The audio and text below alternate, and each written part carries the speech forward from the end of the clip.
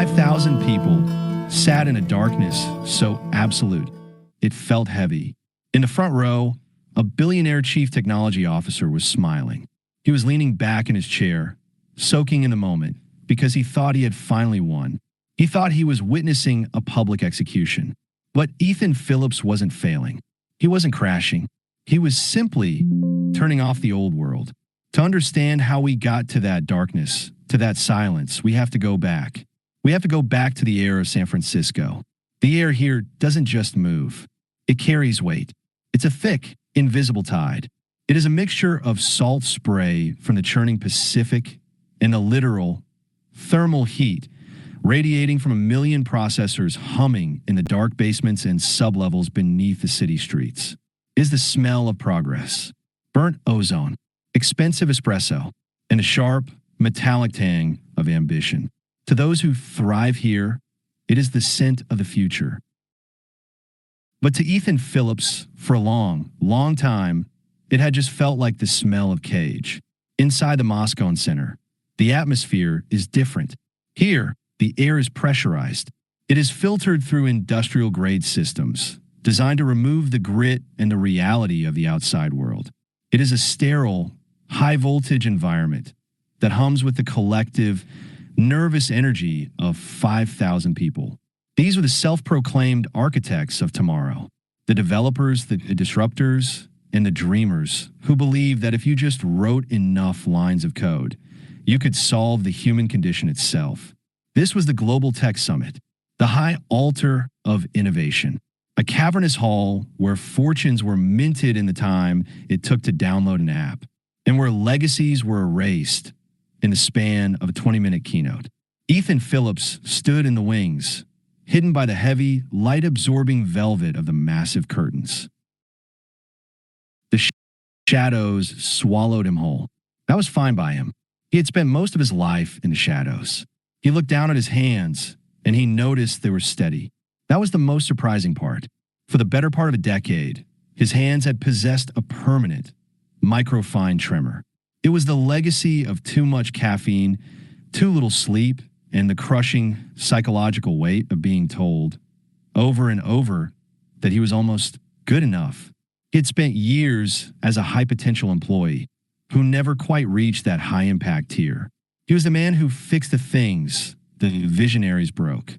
The stage ahead was a canyon of artificial light. LED walls stretched 3 stories high, pulsing with a deep, rhythmic blue that mimicked a resting heartbeat. Below, the audience was a sea of silhouettes.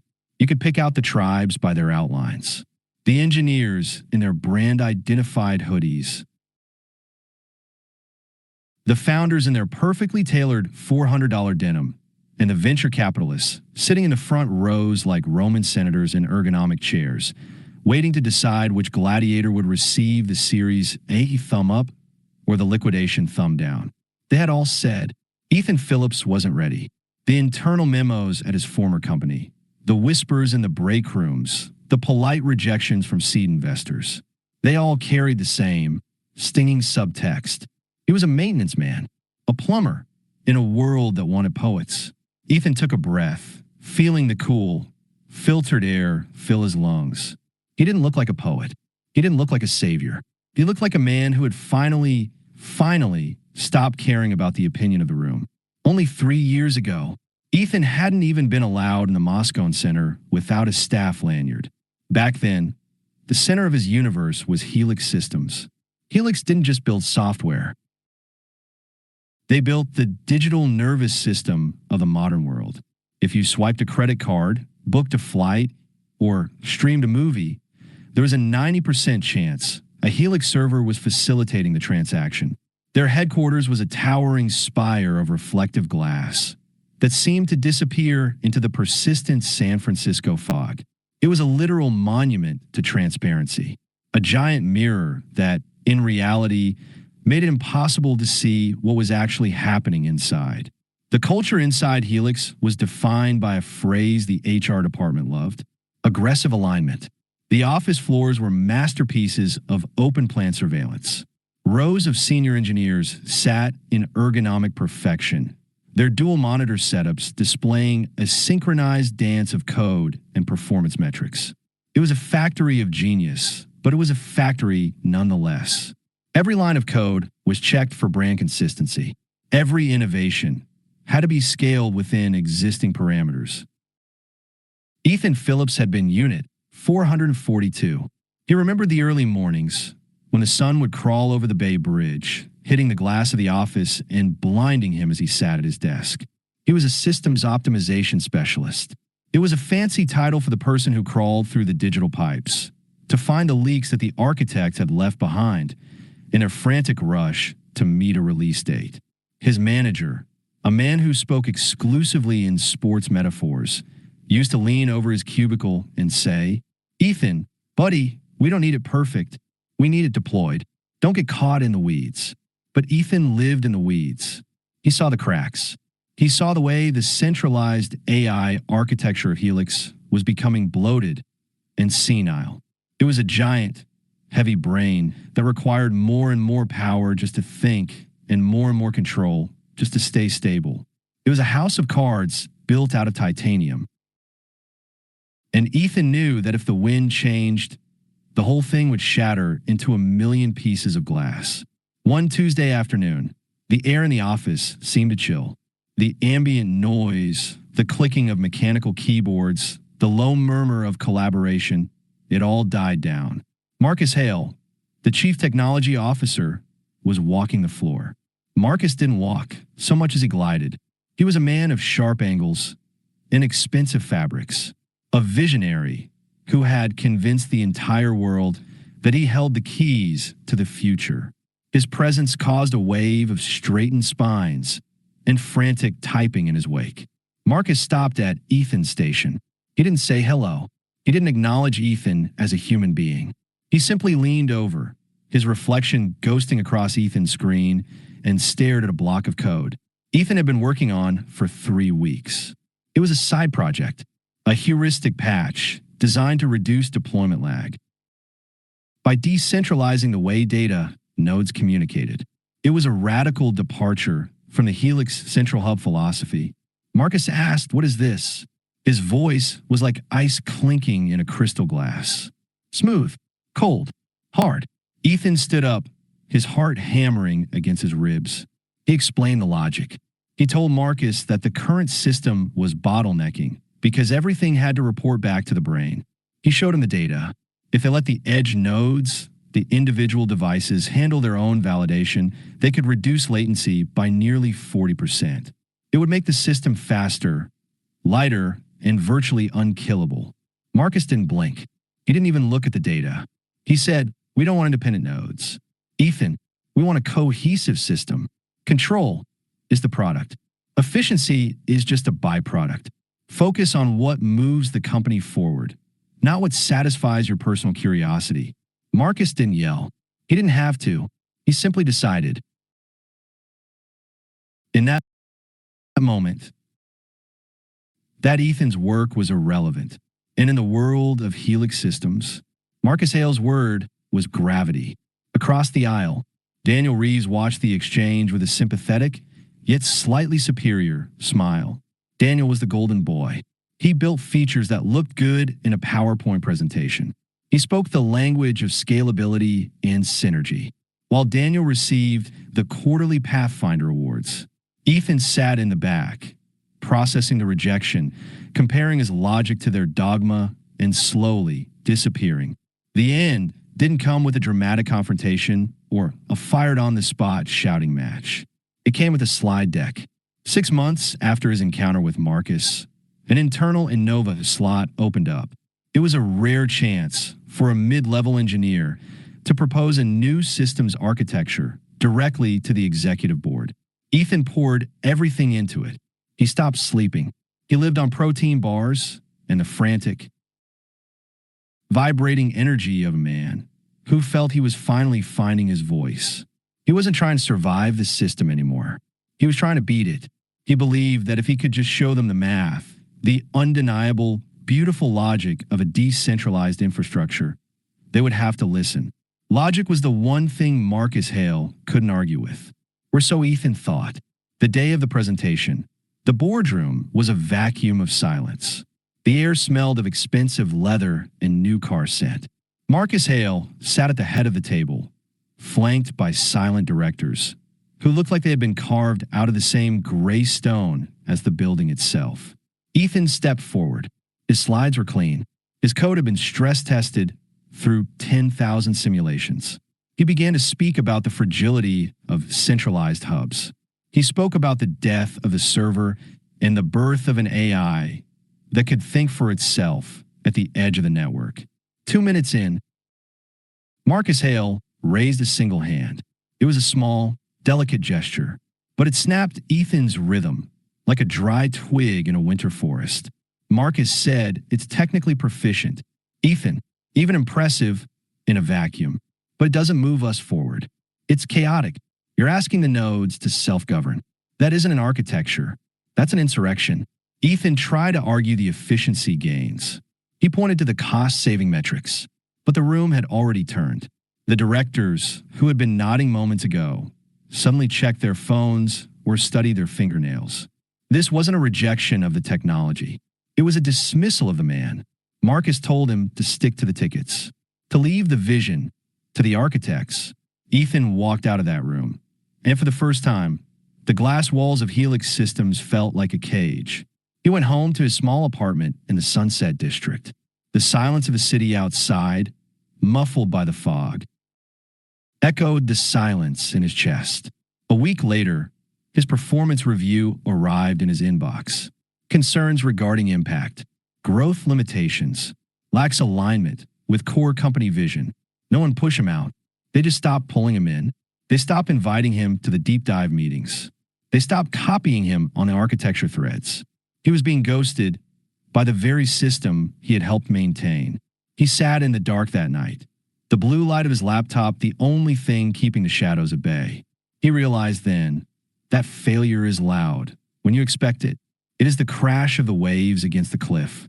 But when you've done everything right, when you've followed every rule and optimized every line, failure is as quiet as a dying fire.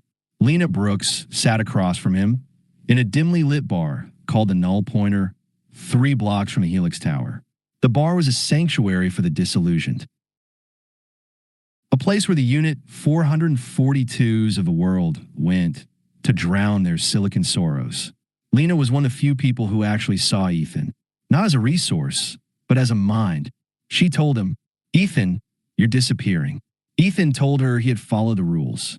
He had optimized, aligned, and stayed quiet. Lena swirled the ice in her glass and said, "That was your first mistake. You tried to win a game that was designed to make you lose." Helix doesn't want innovation. Ethan, they want a version of innovation that they can license, brand, and control. Your system? It's too free. It scares them because they can't put a property of Helix sticker on a node that thinks for itself. Ethan looked at her, and something clicked. The rejection wasn't about his skill. It was about power. Marcus Hale didn't hate the code. He hated that he couldn't own the result. He went home that night and did something unthinkable for a unit of Helix Systems. He opened his master project file, the work of 3 years, and he hovered the cursor over the delete button. He watched the progress bar as 3 years of acceptable work, 3 years of alignment and compromise vanished into the ether. Then he started typing. He didn't decide to work harder. He decided to think differently. If Marcus Hale wanted control, Ethan would build a system that made control impossible. If the world wanted architects, he would build a city that didn't need a blueprint. For the next 18 months, Ethan Phillips lived a double life. By day, he was the compliant technician. He closed tickets, attended soul-crushing stand-up meetings, and nodded when Marcus Hale spoke about unified synergy. But by night, he was a ghost. He used the very tools Helix had given him to build his own replacement. He called it the mycelium protocol, like the fungal networks beneath a forest floor that allow trees to communicate and share nutrients without a central brain. His AI wouldn't have a server. It would be a web. Every phone, every laptop, Every smart toaster that ran the protocol would be a peer. There would be no central switch to flip, no Marcus Hale to tell the data where to go. It would adapt. It would learn. It would survive. But living a double life in a house of glass is dangerous. About 10 months into his secret work, Ethan had his first real brush with the ledge. It was late, nearly 2 in the morning. The office was supposed to be empty, save for the graveyard shift security guards. Ethan was logged into a remote terminal, tunneling into a decommissioned server cluster to test the protocol's propagation speed.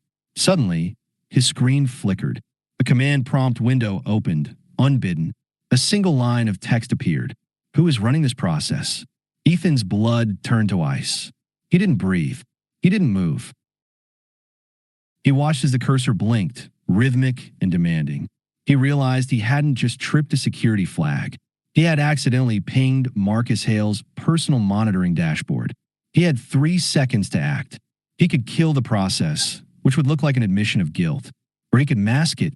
With shaking fingers, he typed a complex string of commands, rerouting the process through a legacy maintenance script, making it look like a routine backup failure. The prompt vanished. 5 minutes later, the heavy glass doors at the end of the hall hissed open. Marcus Hale walked in. He wasn't wearing a suit. He was in a black t-shirt, looking tired but sharp. He walked straight to Ethan's desk. Marcus looked at the screen. He looked at Ethan. He asked, "Why are you still here?" Ethan? Ethan told him the truth, or a version of it. He said he was fixing a leak in the data pipes, something no one else had noticed. Marcus stared at him for a long, agonizing minute. Then he said, "Dedication is rare in a technician. Just make sure you aren't wasting your time on things that don't exist." Marcus walked away. But from that night on, Ethan knew he was being watched. Every keystroke, every login, every minute spent in the office was a gamble. The pressure was building. Corporate security was tightening. Alerts began to flash on his work terminal more and more frequently. Unauthorized resource usage detected. Marcus Hale appeared at his desk every single day now, his eyes narrowing as he watched Ethan's screen. Marcus warned him one morning, improvement requires direction. Ethan, make sure yours is aligned. We wouldn't want you to wander off the map. Ethan didn't flinch. He wasn't avoiding failure anymore. He was using it as fuel. He realized that when you stop following the system, you lose its safety, but you gain your soul. One Tuesday morning, Ethan didn't show up for work. He didn't call. He didn't send an out-of-office reply. He simply logged out of the Helix dashboard for the last time, took his personal laptop, and walked into the fog. He didn't just challenge the system. He walked away from it, and that brought him here, to the stage, to the silence of 5,000 people. Ethan Phillips raised the small plastic remote. His thumb hovered over the button. The audience was restless now. The keynote energy was beginning to sour. A few people laughed in the back. Someone shouted, "Is the screen broken?" In the front row, Marcus Hale sat with his arms crossed. A smirk played on his lips, a look of pure, predatory satisfaction. To Marcus, this was the ultimate validation. Ethan Phillips, the maintenance man, had finally reached his level of incompetence. He was failing on the biggest stage in the world. Ethan pressed the button. The world went black. It wasn't just the screen. The entire Moscone Center plunged into absolute darkness. The massive LED walls, the stage lights, the overhead floods, even the emergency exit signs flickered and died. For 5 seconds, 5,000 of the most powerful people in tech sat in a darkness so absolute, it felt like a physical weight. A collective gasp, then a rising tide of panicked whispers filled the room. Then a single white appeared in the center of the massive wall. Ethan's voice rang out, steady and calm. He told them, "What you are seeing is not a simulation. I have just disconnected this venue from the central grid. We're currently running on a decentralized node network powered by the devices in your pockets." A murmur of disbelief rippled through the room. People pulled out their phones. They were glowing. Every screen in the room was pulsing with a soft, white light, synchronized in a way that should have been impossible. Ethan continued, "The mycelium protocol is live. It doesn't need a server. It doesn't need a gatekeeper. It doesn't need Marcus Hale's permission. Data began to stream across the screen. Thousands of nodes connecting, weaving together into a shimmering, holographic lattice. It was beautiful, a digital aurora borealis that danced with the speed of thought. But then the flicker happened, a latency spike. The numbers on the screen turned a violent red. The beautiful image began to stutter and tear. The audience shifted, the tech bro cynicism returning instantly. Someone whispered, "It's crashing." Another said, "He overreached." Classic. Marcus Hale leaned forward, his smirk widening into a grin of triumph. This was the moment he had predicted 3 years ago in that boardroom. Chaos was taking over. The insurrection was falling apart because it lacked the hand of an architect. The silence in the room was suffocating. The screen pulsed a deep, warning red. 10 seconds. 20. The system seemed to be eating itself. Ethan didn't move. He didn't panic. He walked to the very edge of the stage, inches from the front row. He looked directly at Marcus Hale, whose eyes were bright with the joy of Ethan's public execution. Ethan leaned in a microphone and said softly, "It isn't crashing. It is adjusting." The words were a spark. On the screen, the system began to do something no one in the room had ever seen. It didn't try to reboot. It didn't send an error report. It began to reconfigure. The nodes that were failing, the older phones, the weak signals, they were instantly bypassed. New routes were carved in real time. The system was rewriting its own load paths, evolving to meet the stress of the environment. The red numbers turned amber, then green, then a brilliant, blinding white. The speed didn't just recover. It doubled. It tripled. The lattice grew more complex, more stable, and more powerful with every second it was under attack. The engineers in the audience stood up. They realized they weren't watching a program run. They were watching a system think. It was an evolution occurring at the speed of light. The live feed expanded. Map markers began to light up across the globe. Tokyo, London, Berlin, Nairobi. Developers who had downloaded the ghost version of Ethan's code months ago were joining the network. The mycelium was spreading. The energy in the room shifted. It was no longer a presentation. It was a realization. The ripple effect was beginning. Marcus Hale's smile vanished. He sat perfectly still, but the control was gone. The dismissal was gone. There was only the cold, hard recognition that the world he had built, the world of glass towers, central commands, and aggressive alignment, was becoming obsolete. In real time, the system Ethan built was no longer the center. It was everywhere. Ethan Phillips did not celebrate. He did not pump his fist or mock his former boss.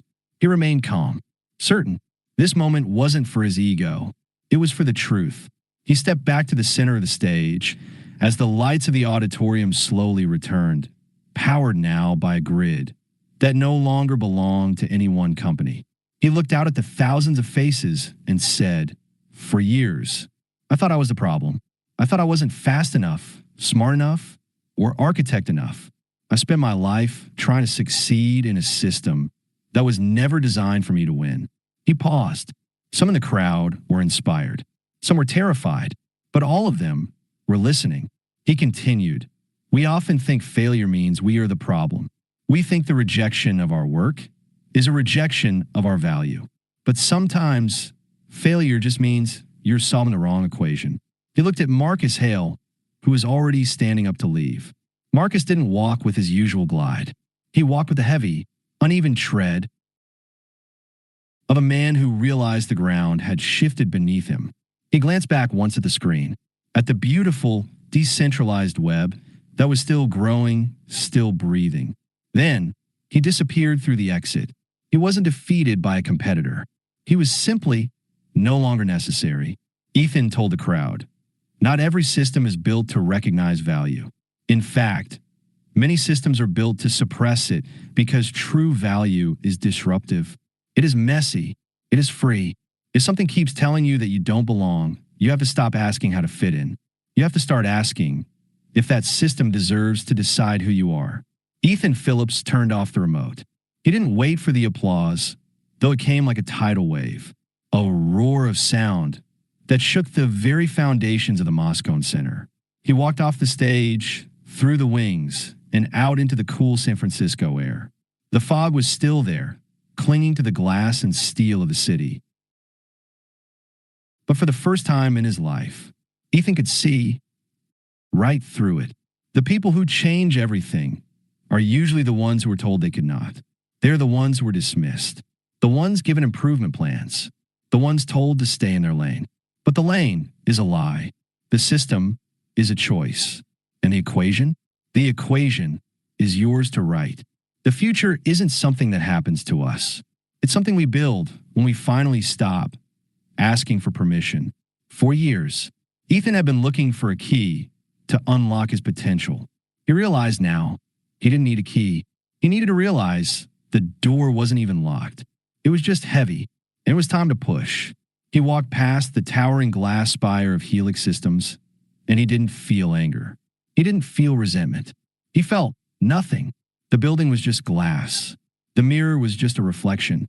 The real world, the decentralized, messy, beautiful world was waiting for him. He thought back to his desk at Unit 442. He thought of the blinding sun over the Bay Bridge. He thought of the thousands of engineers still sitting in their ergonomic chairs, trying to satisfy a version of the future that had already passed them by. He knew the mycelium protocol would change their lives too, not by giving them more work, but by giving them back their autonomy. The network didn't have a CEO. It didn't have a board of directors. It only had its users. It only had its peers. As he reached the waterfront, he looked out at the Pacific. The salt spray hit his face. The air was still heavy, but it didn't feel like a cage anymore. It felt like fuel. The story of Ethan Phillips isn't just about code. It isn't just about tech summits or billionaire CTOs. It's about the moment you decide that your value is not up for debate. It's about the moment you realize that the visionaries aren't the ones in the expensive suits, but the ones who are willing to be invisible until the moment the lights go out. The lights were back on now, but the world was different, and it would never be the same again. Ethan reached into his pocket and felt the weight of his phone. It was warm. It was vibrating slightly. It was thinking. It was part of something bigger. And as he walked into the heart of the city, he knew he wasn't alone. 5,000 people in the Moscone Center and millions more across the globe were now part of the web. The architecture was gone. The blueprint was irrelevant. The city was finally building itself. If you're listening to this, sitting in your own glass cage, or feeling like a unit in a system that doesn't see you, remember Ethan. Remember the darkness in the auditorium. Remember the white dot. We spend so much of our lives waiting for an architect to hand us the plans. We wait for a manager to give us a promotion. We wait for a gatekeeper to say, yes, you are ready. But what if they're wrong? What if the reason you don't fit into the system isn't because you're broken? What if it's because the system is too small for what you've built? The world of Marcus Hale is built on predictable paths. It's built on control. It's built on the idea that everyone has a lane, and that if you stay in it, you'll eventually get where you're going. But Ethan found a better way. He found out that when you stop asking for permission, the lanes disappear, the walls become glass, and the fog finally clears. The tremor was gone. His hands were steady, and the future was finally wide open. You have the tools, you have a connection, and most importantly, you have the choice. Stop solving the wrong equation. Stop trying to optimize a life that doesn't belong to you. The lane is a lie. The system is a choice. And the new protocol is waiting for you to hit execute. The question isn't whether they'll let you. The question is, who is going to stop you? Take a breath. Look around. The lights are flickering, and the world is waiting for your white dot to appear. This is just the beginning. The mycelium is growing, and the architects are finally out of time. If this story resonated with you, if you have ever felt like a technician in a world that demands architects, or if you have ever been told you don't belong in a system that was never designed for you to win. Take a moment to support this message. Share this story with someone who is currently sitting in their own glass cage. And if you're ready to stop asking for permission and start writing your own equation, make sure to like, share, and subscribe.